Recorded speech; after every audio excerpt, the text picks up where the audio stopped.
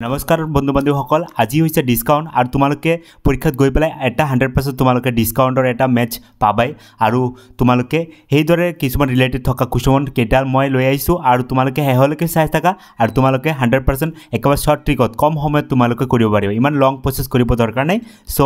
আজিৰ প্ৰথম কুৱেশ্যনটো চাব পাৰা এইটো কি দি আছে এটা বস্তুৰ ছপা মূল্য মানে হৈছে যেতিয়া তোমালোকে দোকান যোৱা তেতিয়া এটা মাৰ্কেটত লিখা থাকে মাৰ্ক প্ৰাইস বা এইটো কোৱা হয় মাৰ্কেট প্ৰাইস বুলি কোৱা হয় এইটো কোৱা হয় ছপা মূল্য ঠিক আছে পূজাৰ উপলক্ষে দোকানীয়ে বস্তুটোক মূল্য কিমান % ডিসকাউন্ট কৰি দিলে ৰেহাই দিলে 10% ডিসকাউন্ট দিলে তেন্তে বস্তুটো বিক্ৰী কিমান টকা কৰিব ধৰি লৈছা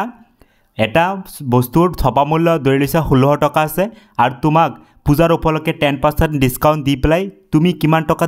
কিনি আনিবা মানে এই যেটো বস্তুটো কিমান টকা বিক্ৰী কৰিব মানে সেলিং প্ৰাইস মানে দোকানী কিমান টকা বেচিব একেবাৰে শৰ্টকাট ক'বলৈ গলে সেলিং প্ৰাইস ঠিক আছে সো বস্তুটো দাম আছিল কিমান টকা 16 টকা আছিল একেবাৰে শৰ্টকাট কৰিবা এটো হৈছে তোমাৰ মাৰ্কেট প্ৰাইস ইয়াৰ পৰা তোমালোকে 10% কি কৰিছে ডিসকাউন্ট মানে এৰি দিছে 10% ডিসকাউন্ট দিয়া মানে কিমান হ'ব তলতো 100 লিখিবাই যেতিয়া পাৰ্সেন্টত হয় ऊपर की करिबा 10% डिस्काउंट কোৱাৰ লগে লগে তোমালোকে কি কৰিবা 10 কমাই দিবা 100 পৰা যদি 10 কমাই দিয়া হয় কিমান হ'ব 90 হ'ব যেতিয়া সোয়া 16 টকা বস্তু এটা 10% ডিসকাউন্ট মানে 10% ডিসকাউন্ট দিয়াৰ পিছত কিমান টকা বেচিব হেতু হৈছে তোমাৰ সেলিং প্ৰাইস হল ক্লিয়াৰ এটা বস্তু দাম আছে 16 টকা আৰু তোমাক 10% ৰেহাই দিয়াৰ পিছত কিমান টকা বেচিব মানে সেলিং প্ৰাইস কিমান টকা তুমি কিনিয়া দিবা সো এই দৰে কৰিলে তোমালোকে একবাৰ শৰ্টকাট হৈ যাব দুটা শূন্য ক্যান্সেল এতিয়া সোয়া তোমালোকে এই 16 লগত যদি তোমালোকে 90 পূৰণ কৰা যদি 90 লগত যদি 16 পূৰণ কৰা ঠিক আছে এটো শূন্য 9 এটো কিমান হ'ব 54 হৈ যাব তাৰ পিছত 1 শূন্য গুণ শূন্য তাৰ পিছত 9 গুণ কিমান 9 ইয়াত শূন্য 4 ইয়াত 9 আৰু 4 যোগ কৰিলে 14 হ'ব মানে হৈছে কিমান টকাত বেচিব 1440 মানে 1440 টকা দিলে তুমি বস্তুটো কি কৰিবা পাৰিবা কিনি আনিব পাৰিবা বা ক্ৰয় কৰি আনিব পাৰিবা বিক্ৰী কৰিব ঠিক আছে গম পাইছা যে বস্তুটো দাম আছিল 16 টকা তাৰ পিছত তোমালোকে 10% ৰেহাই দিলে 10% ৰেহাই মানে কি 10 কমি যাব ওপৰ 10 কমাই দিবা তাৰ পিছত যেতিয়া কমাই দিছে তেতিয়া তোমাক বেচিব সেলিং প্ৰাইস ওকে এতিয়া সোয়া ইয়াত তলত দুটা শূন্য ওপৰ দুটা শূন্য ক্যান্সেল ওপৰ 16 লগত 90 পূৰণ কৰিলে কিমান টকা হৈছে 1440 টকা কি কৰিব সেলিং প্ৰাইস মানে বিক্ৰী বস্তুটো বিক্ৰী কৰিব তোমাৰ হাতত ক্লিয়াৰ হল এই দৰে কোৱেশ্চন তোমালোকে আহিলে পাৰিবা এতিয়া নেক্সট সোয়া সেম একেই से এটা কামিজৰ ছপা মূল্য 500 টকা আছে আৰু দোকানীয়ে 20% একেবাৰে প্ৰথমে ডিসকাউন্ট দিলে তাৰ পিছত ইয়াৰ উপৰিও বৰদিনৰ কাৰণে আকৌ 10% অতিৰিক্ত ৰেহাই দিলে তেন্তে কামিজটো বেচা দাম কিমান আকৌ সেলিং প্ৰাইস ওলাব লাগে সো মাৰ্কেট প্ৰাইস কিমান টকা আছিল 500 টকা আছিল প্ৰথমে তোমাক কিমান টকা ডিসকাউন্ট আছিল দোকানীয়ে দিছিলে প্ৰথমে 20% ডিসকাউন্ট মানে কি কৰিবা ওপৰত 80 বাই কিমান হ'ব 100 হ'ব প্ৰথমে 20% ডিসকাউন্ট দিলে আকৌ কি কৈছে যে বৰদিনৰ উপলক্ষে 10% এগেইনষ্ট কি কৰিলে ডিসকাউন্ট দিলে তো 10% ডিসকাউন্ট মানে কিমান হ'ব ওপৰত 90 তলত কি হ'ব 100 তাৰ পিছত তুমি বস্তুটো কিনি আনিবা মানে সেলিং প্ৰাইস মানে বিক্ৰী কৰিব হল এতিয়া সোয়া তলত দুটা শূন্য ওপৰত দুটা শূন্য ক্যান্সেল তলত দুটা শূন্য ইয়াত এটা শূন্য ক্যান্সেল সো ইয়াত টোটাল কিমান হ'ব কিমান 40 ইনটু কি হ'ব 9 আৰু ইকুৱেল কি সেলিং প্ৰাইস সো ইয়াৰ পৰা তোমালোকে आंसर কি পাই গৈছা 4 9 গুণ কিমান 36 ইয়াত 0 হ'ব ইমান টকা সো সেলিং প্ৰাইস সো ইয়াত তোমালোকে কিমান পাবা 300 600 টকা দিলে তুমি বস্তুটো কি কৰিবা পাৰিবা ক্ৰয় কৰিবা পাৰিবা হল ক্লিয়াৰ কি কৈছে বস্তুটোৰ কি মাৰ্কেট প্ৰাইস আছিল কিমান টকা 500 টকা প্ৰথমে ডিসকাউন্ট 20% ডিসকাউন্ট দিলে 20% ডিসকাউন্ট মানে কি 80 বাই 100 আকৌ তোমাৰ বৰদিনৰ উপলক্ষে 10% ডিসকাউন্ট দিছে আকৌ ইয়াত কি কৰিবা 10 কমাই দিবা 90 বাই 100 সো দিয়াৰ পিছত তুমি কি কৰিবা তোমাক বেচিছে বেচা দাম সেলিং প্ৰাইস ঠিক আছে সেই কাৰণে এই দৰে কৰিলে তোমালোকে আৰামছে কৰিব পাৰিবা সেম এটা তোমালোকৰ হোমৱৰ্ক থাকিল তোমালোকে নিজে কৰিবা সোয়া এটা ৰেডিঅ'ৰ ছপা মূল্য আছিল ইমান টকা মানে মাৰ্কেট প্ৰাইস আছিল ইমান টকা আছিল তোমাৰ কিমান পাৰ্সেন্ট ৰেহাই দিলা বা ডিসকাউন্ট দিলা 3% তেন্তে বেচা দাম কিমান তোমালোকে নিজে কৰিবাচোন চাও आंसरটো কি হয় নেক্সট কোৱেশ্চনটো সোয়া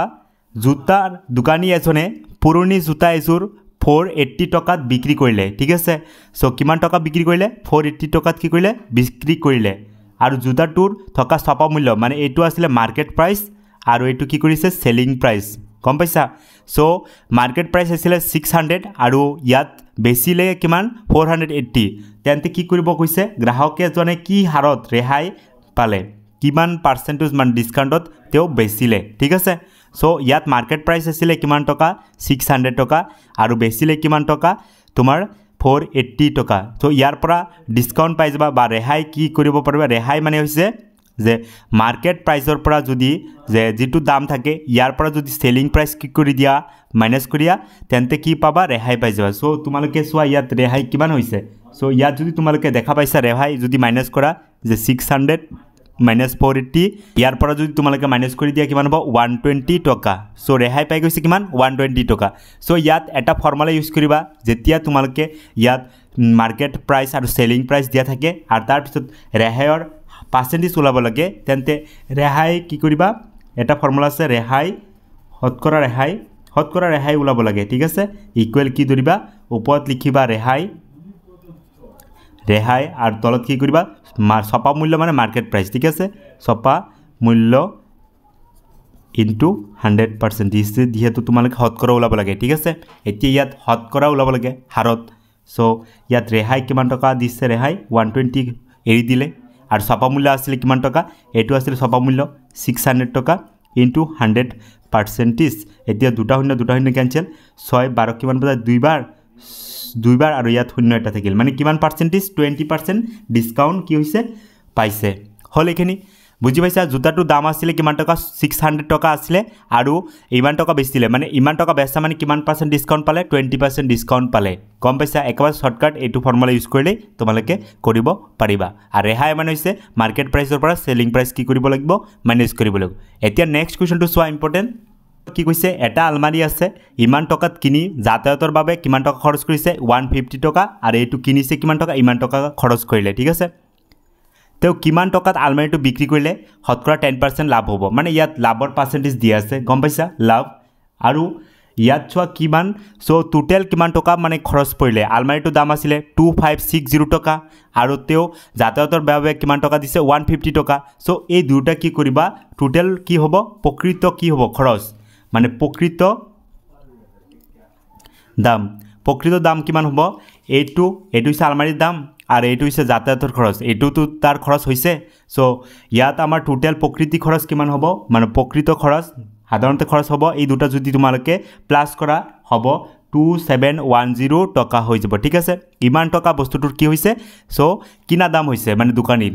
কম পইচা দোকানী এটাই কি কৰে ডাইৰেক্ট হিয়তে কি কৰে ৰেডিমেড কিনি আনে ইমান টকাত কিনি আনে আৰু ইমান টকাত কি কৰে যাতায়াতৰ বাবে খৰচ দিয়ে তাৰ পিছত তেও লাভ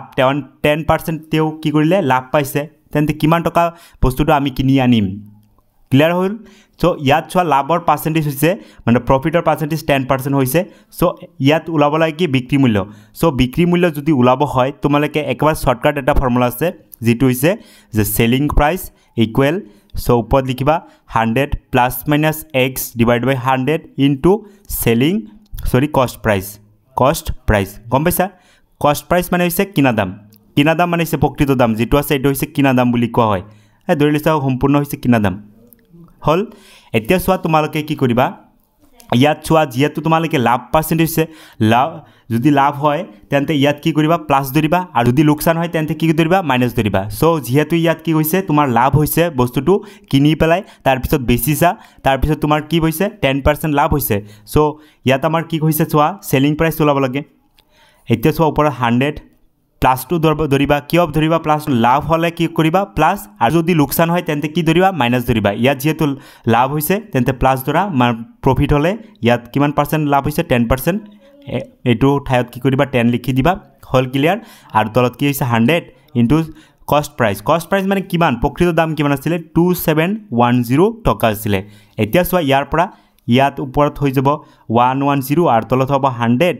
হল ক্লিয়াৰ ইনটু কি 2710 হল ক্লিয়াৰ এতিয়া এই দুটা শূন্য ওপৰত দুটা শূন্য ক্যান্সেল তাৰ পিছত 11 লগত 271 যদি তোমালোকে পূৰণ কৰা কিমান পাবা যে 2981 টকা পাবা সো কিমান টকাত বেচিলে ইমান টকা যদি বেচা হয় দোকানী যদি ইমান টকাত বেচে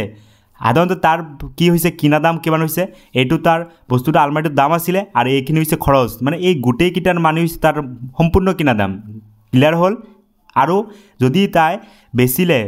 2981 টকা যদি বেচে তেন্তে তাৰ লাভ কিমান পাৰ্চেন্টেজ হ'ব 10% লাভ হৈ যাব সো এই দৰে তোমালোকে কৰিব লাগিব ঠিক আছে এই সূত্ৰটো প্ৰয়োগ কৰি তোমালোকে নেক্সট এটা হোমৱৰ্ক থাকিল এইটো নিজে কৰিবা ইয়াত চোৱা কি হৈছে ৰাজুৱে 12 টকাত এটা ইস্ত্ৰি কিনিলে আৰু যাতায়াতৰ বাবদ তেও 40 টকা আৰু এক্সট্ৰা খৰচ কৰিলে মানে এই দুটা প্লাস কৰিলে কি হ'ব প্ৰকৃত দাম মানে কষ্ট প্ৰাইস হৈ যাব ঠিক আছে